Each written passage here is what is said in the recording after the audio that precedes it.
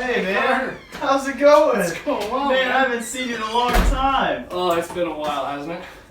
Man, what do you... Oh, okay. I'm just fixing a light bulb. Sweet. Man, I workshop, haven't... man. Good, welcome to the workshop. This It's is good to great. have you here. Thanks. Thanks for stopping by. Hey, now that we can get together a little bit, I thought we'd make an episode together. Yeah, that's a great idea. I've been missing that But fellowship time. what should we make an episode about? I mean, there's so much going on in our world. Yeah, it's been a lot of people running around, and a lot of stuff out there, a lot of information scaring people, and I just think some people don't know what to think, and I they just know get a little freaked out. There's a lot to be afraid of, it seems like sometimes. Yeah, quite a bit. And making decisions based on fear is never healthy or happy.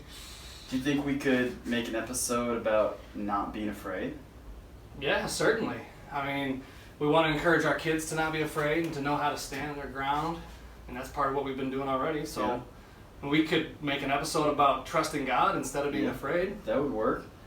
Is there a Bible story about that? Oh, the Bible's full of stories that are applicable for everything, but you know, I know for sure our Sunday school superintendent, Erin, would know a good story or two that could help us for our workshop. Well, let's go call Erin and ask her. It's a great idea.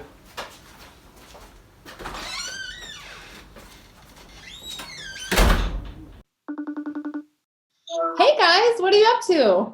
Hey, Erin. Hey, we need your help. Sure, what's up? We're working on the next episode of Workshop. Okay. There's just a lot going on in our world, and there's a lot maybe to be afraid about. And so we thought we should do an episode about why we shouldn't be afraid. And we're thinking maybe we could do a Bible story. Is there a Bible story that we could teach on? Well, sure. Are you guys familiar with the story of David and Goliath? Yeah. I think I've heard that story. Yeah. Sure. Well, in that story, that's from the Bible in 1 Samuel. That's about a boy who you would think would be afraid. He was sent by his dad to go see his brothers, and they were supposed to be fighting a war. But it was not going well. Instead of fighting one-on-one, they were standing apart from each other, the Philistines on one side and the Israelites on the other side, and the only thing from keeping them and engaging each other was a giant. Have you heard that? A giant? So this giant was like 9 feet tall. That's taller than anybody anywhere now. Can you imagine trying to fight a giant? Wow, what would you use to even fight a giant 9 feet tall? I mean, I could think of something. You know, we could probably build something in the shop to That'd fight be a giant cool. 9 feet tall. I bet you we could come up with something that would take out a giant. Do you guys Let's go to the shop and do something. Yeah, we can come up. Yeah, let's work. Let's work on it. want to know what David used to... Carter? Dustin! Okay, so I think in order to kill a giant, we should build a cannon. Cannon? A cannon. I like that idea. Do you got anything we could use to make it? I do. Yeah. Sweet.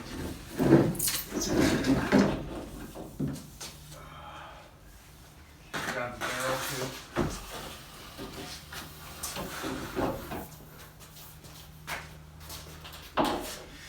Will that work? Okay.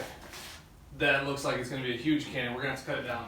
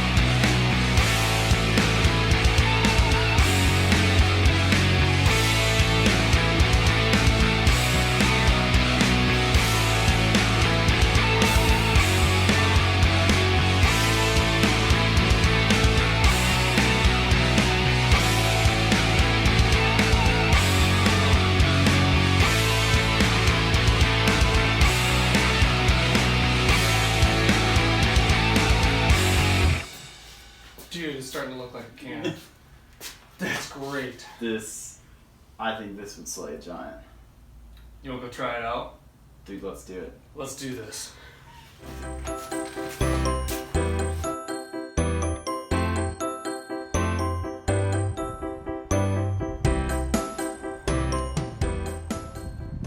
Alright, so we made it to the testing site, we got the gun. Now we need to figure out something to shoot at so we can test how it works. What do you think about this wheelbarrow? Let's see. I mean, we could set that up and it'd be loud so we know if we hit it. Yeah, this will work perfect. Great.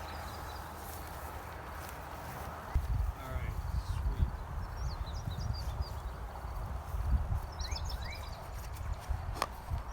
sweet. Man, you know how not everybody loves to eat Brussels sprouts?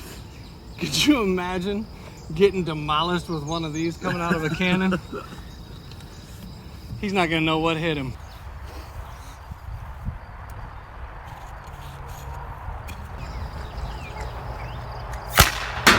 Whoa, that was amazing! Dude, that was sweet.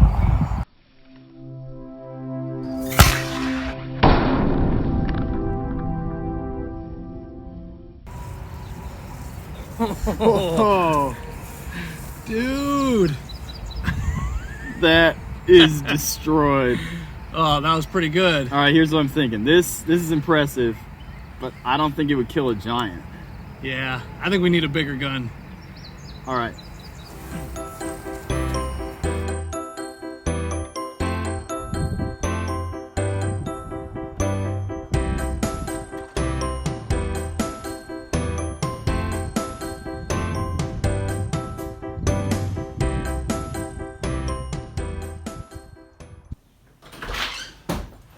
We definitely need a bigger cannon. I have just the thing. Alright. Oh, grab that one.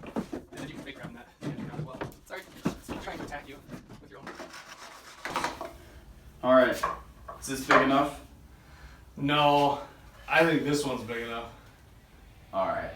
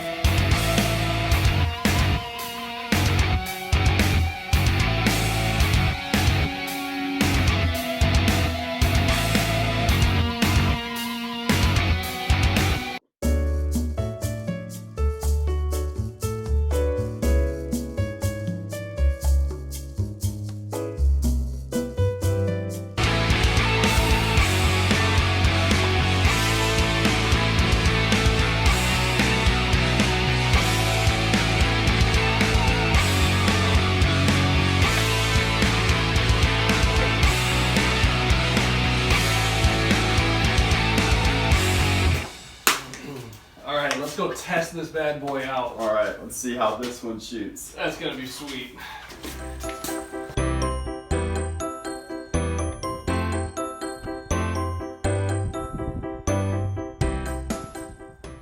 Alright, so the target is still in place. We're going to use potatoes this time. Let's see if this one's a little bit more powerful.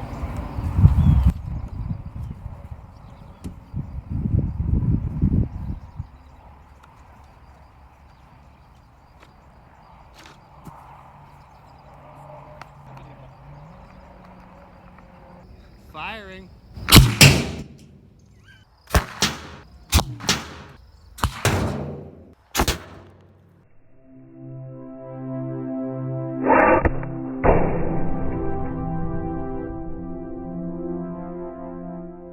Oh, that is so much better. Dude, let's launch it clear out there. Let's see how far we can get it in the field. All right, let's see how far we can send this.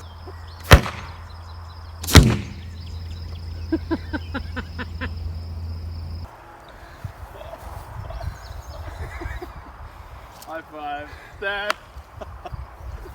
That is the best one.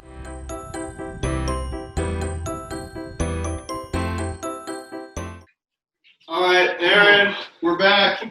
That was awesome. house. Yeah. Okay. So. Oh, good. Yeah. Hey. Good. We built this.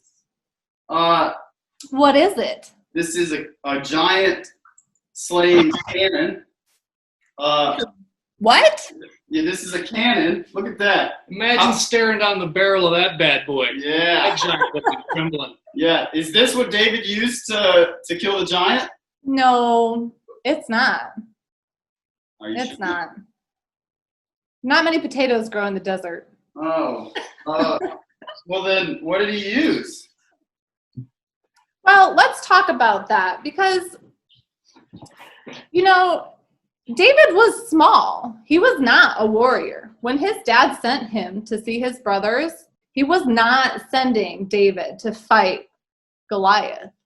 So when David got there and asked all the warriors questions about what was going on and why they were not fighting for the Lord, they told him that they were afraid. And so David, he was even offered all of the king's armor because David was not afraid. He trusted God. He even said that he, in the past, had fought lions and bears, knowing that God would protect him because he was trying to protect his sheep in the field. So David did not use a potato cannon. He did not. I mean, it would have been cool. It would have been cool. That's true. So he was given a sword, but that's not what he used. And he was given armor and a shield, but that's not what he used either. So if you guys want to know, it wasn't a potato cannon. He actually used a rock in a sling. Oh, a slingshot? A slingshot? Like he No, shot. not a string. I had a slingshot. Oh my when I was a goodness. kid. I mean, a potato would have hit him, but a rock. It if you wasn't. throw a rock at him with a It slingshot. was different. It was more of a We could make a giant killing slingshot. Just like a huge slingshot, and you could pull it really far back. not huge. That's No, a great idea. Well, it wasn't like a big. slingshot. All right. All right. I could- no, it was small. It wasn't very big, actually, you guys. It was smaller than Carter. Dustin. All right, so we need to somehow find the biggest slingshot you've ever seen. Slingshot, but a big one. I think I have just the tool. All right, what do you got?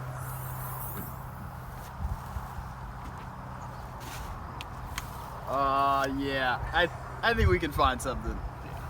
So, All right, so we're looking for a tree with a Y in it, or a big branch with a Y in it, that we can make a giant slingshot out of. plenty of trees out here. We're gonna find something to launch that puppy.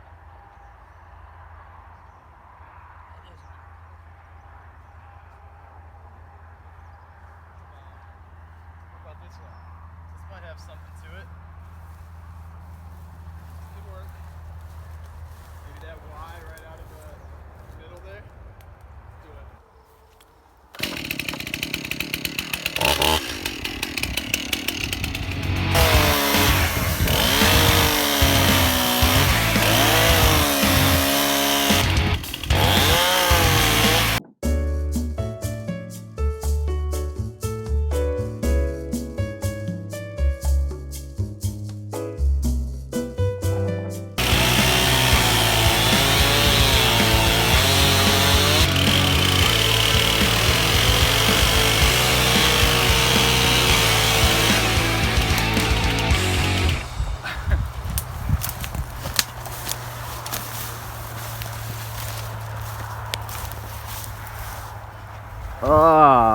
What do you think, that work? I think this will be perfect. Hey, come on. You coming?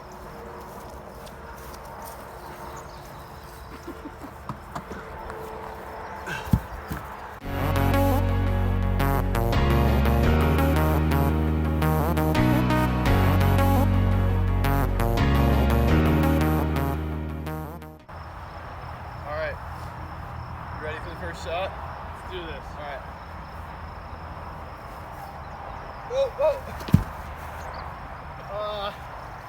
I think we need to fix the design.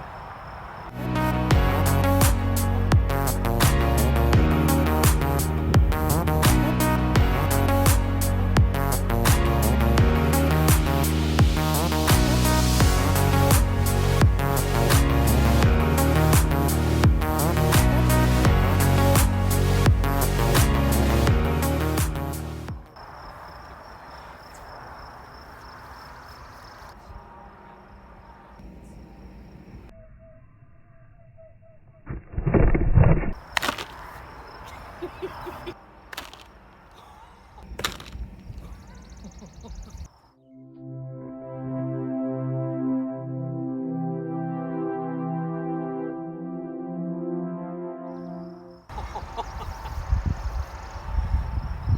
That is a cool slingshot. I think this would kill a giant, no problems.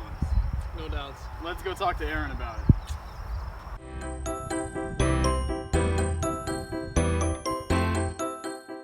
All right, Erin, we're back.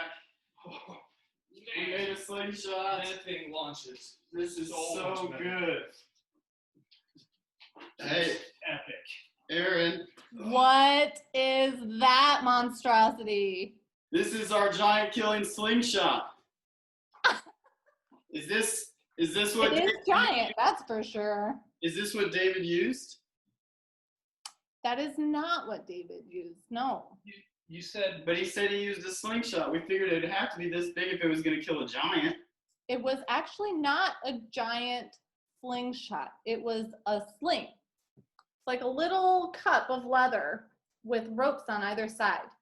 And you would put a little rock in the sling, a little pocket, and you'd swing it around your head. And eventually the force would pull that object out of the sling and send it flying through the air. It was definitely not that big. Okay, so it's a little cup of leather with Sure. strings. Yep. It would just be small. The little cup would probably be about the size of your hand. And there'd be strings on either side. And you just place the object that you wanted to fling in the middle of that cup. Take the strings and swing it around, and eventually that object will come flying out of the sling. And if you're real good, you can kind of aim it a little bit.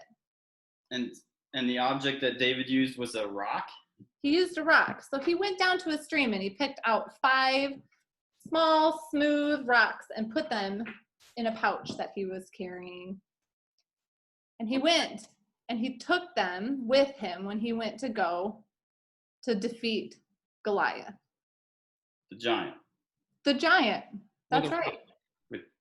Okay, so string in fabric.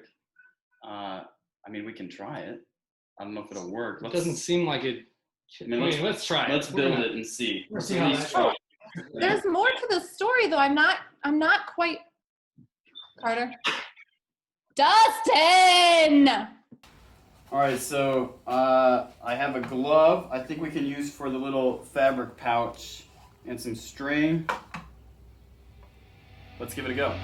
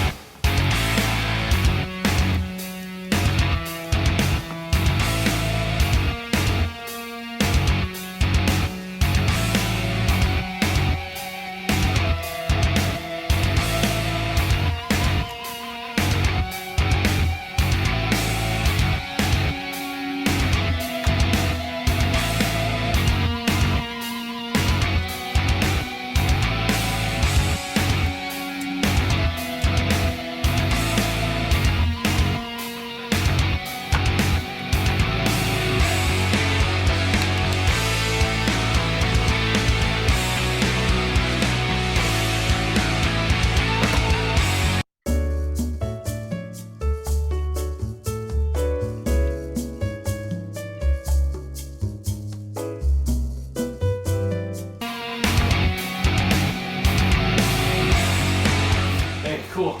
Mind if I use your swing? You remember in episode 1? Yeah. Trust in God? I hadn't tried it yet. Let me trust in your swing.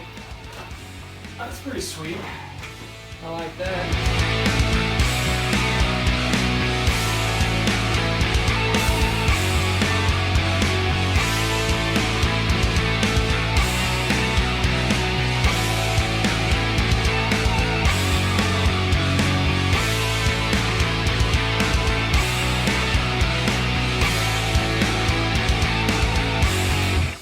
Man, 1 pouch, 1 sling.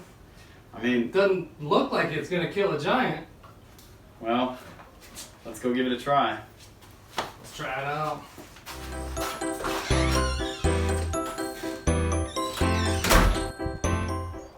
So, we want to try to hit the target from earlier with this. How many tries do I get? Well, David got 5 stones. All right, 5 tries. I think I can hit it in 5 tries. 3, 4. 5.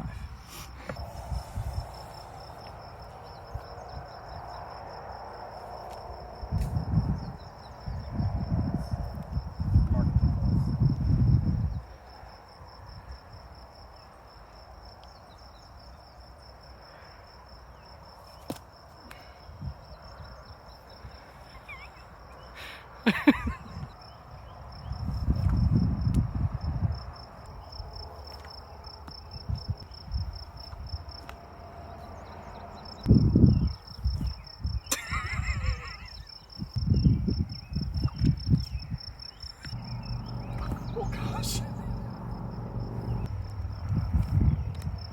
Oh.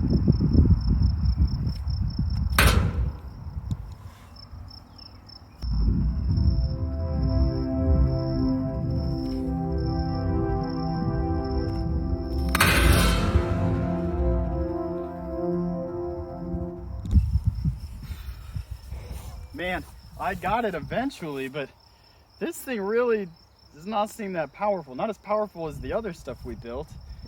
But didn't David use that to kill the giant? Are you sure? Is Erin sure about that? Let's go check with her. Yeah.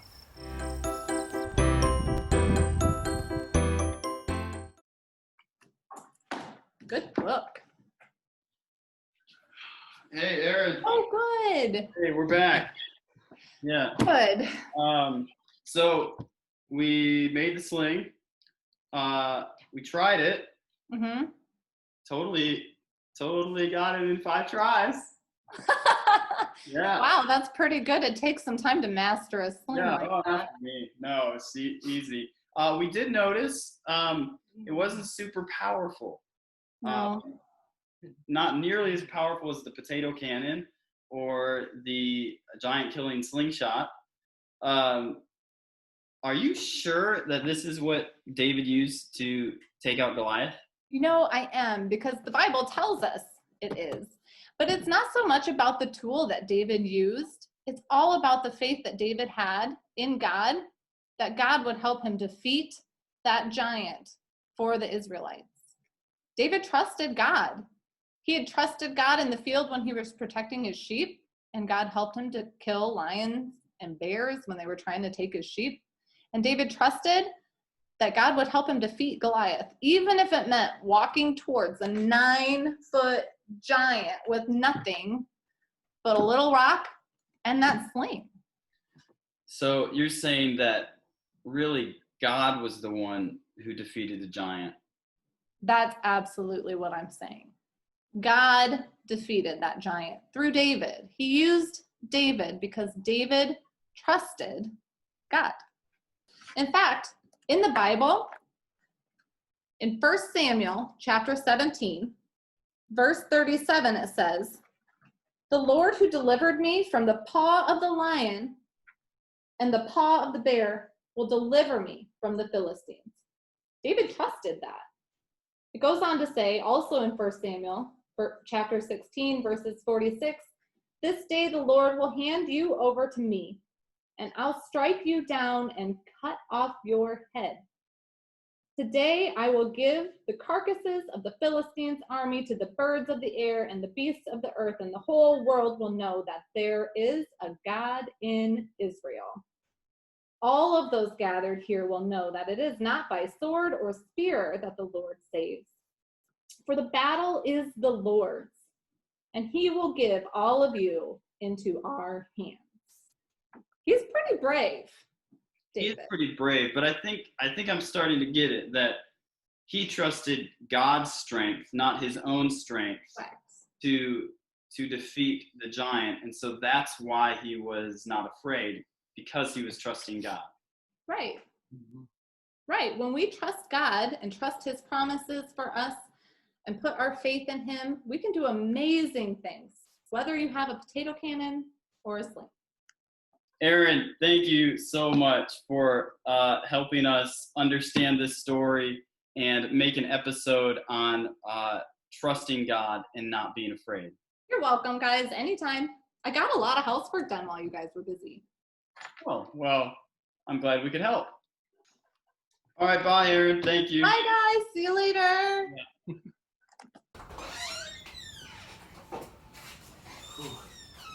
Well, we've certainly done a lot of different things, but I think, kids, what we've learned this episode is that God is a powerful God. And no matter what's going on in the world and no matter what you're seeing in the news, we can put our trust in Him. And when we put our trust in God, we don't have to be afraid.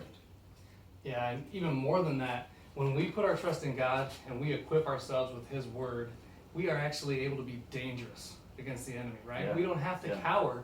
When our enemy is prowling around, we can be dangerous against him with the power of God. I mean, it's not the weapons we have that wins the battle, but our God is powerful. Yeah. I mean, He's always faithful. Yeah. Yeah, absolutely. And so I just want to encourage you guys to trust in God. It might seem like maybe you don't have anything to offer. Maybe the enemy seems really daunting, but it's like Dustin said, when God's on our side, we are powerful. When we put our trust in Him, we're powerful. Erin read a verse earlier. It was from 1 Samuel 17, and it says, "This day the Lord will deliver you into my hand, and I will strike you down, and everyone will know that it's not the sword that saves, but it's the Lord who is powerful." And so this week, whatever you're facing, put your trust in the Lord, because He's the one who is powerful, and don't be afraid. Thank you so much for watching this week's episode. Have a wonderful week. We'll see you next time.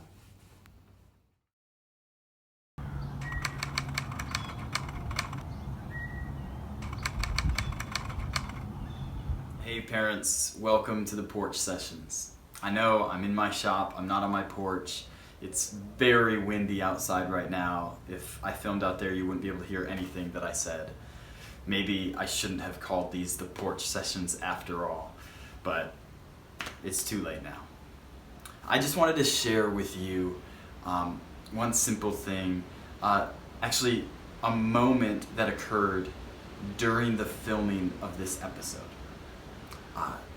Near the end of the episode, we had built the sling and we were out testing the sling, and I was trying to hit the target with this somewhat primitive tool, and as you saw in the episode, fairly unsuccessfully.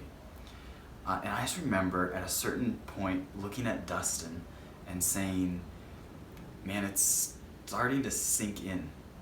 I can't imagine trying to fight a giant with this tool. It doesn't make sense to me." And I understand that when you practice with something, you master it. And David was a master with the sling. And he was far more deadly with that tool than I was. And he fought off lions and bears with nothing but a sling and a stone. And so I get that it was more effective for David than it was for me when I was testing it. But it doesn't change the fact that it was an unexpected weapon. No one else on the battlefield brought a sling that day. The weaponry that was suggested for David was swords and spears and bows and arrows. That was the weaponry for battle. Only the shepherd brought the sling. And even that shows God's power and God's just amazingness. Not only is He revealing His power by defeating the enemy with an unexpected weapon, but He's also revealing how in control He is by allowing David to be the anonymous shepherd in the fields by himself for days at a time, to master that sling, so that one day David would be prepared to use that unexpected weapon effectively to defeat the enemy. And that's the gospel, right? Jesus uses this unexpected weapon to defeat the enemy, to defeat the devil. He uses death to crush death. But it's not just the unexpected weapon, it's also what happened to make that weapon so effective. He lived a perfect life so that His death was undeserved, and so it could be attributed to us who deserve it. And so we look to this sling and this unexpected weapon, and it's a straight shot to Jesus and to the gospel. And we know this, right? Like, I'm not sharing anything overly groundbreaking or new for you if you've been a Christian for any amount of time. But it wasn't until I was standing there holding the sling and it just came alive for me in a way that hasn't since I was a kid. And you need to understand, I wrote an episode about how this unexpected weapon shows that God is more powerful. But it wasn't until I had written the whole episode and filmed most of the episode and I was standing there that it actually sunk in. I was just thinking, man, how often does this actually happen with us and our kids? That we read them the Bible or read them a Bible story, but we just assume that they're the only ones who could possibly learn anything from it. And so I just want to encourage you as parents, as you are reading the Bible with your kids, and as you're reading Bible stories with your kids, be ready to learn as well. Whether it's a children's Bible or a story that you've heard 1,000 times, don't let that deter you from having your own heart open to learning new truths. Let your children's curious eyes and minds be the lens through which you relearn some of the great stories and truths about our God.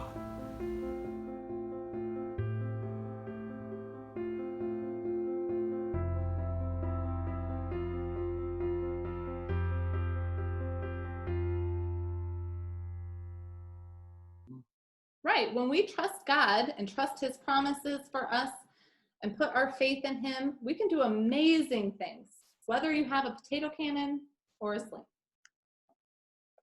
I mean, I think it'd be fun to do some amazing things for God with a potato cannon. I believe, Dustin, that someday you will. We'll cut that whole last part.